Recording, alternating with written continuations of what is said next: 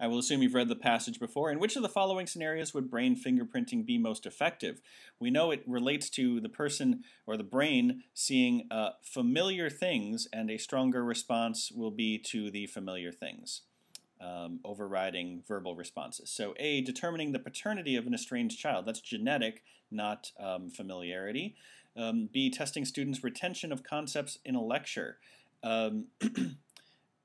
You know, of course, retaining of concepts doesn't mean isn't the same thing as whether they were exposed to that big thing before and whether the brain recognizes it. So this wouldn't work. C, witness identification of a suspect in spite of potential intimidation.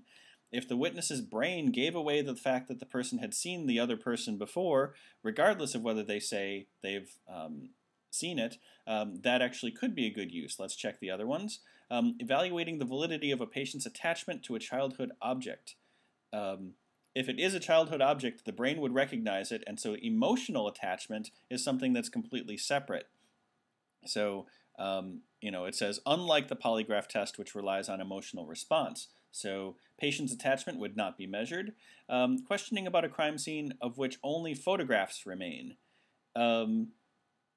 Potentially, because there would still be the recognition, but of course the way someone viewed something would not necessarily be the same as the way it would be viewed in a photograph, whereas seeing a person identifying a suspect would be the same as what they saw in real life. So of the two, both C and E relate to the brain's response to visual stimuli, but in choice C it's much closer to what the original experience would have been, and therefore would be a better use for brain fingerprinting. Choice C.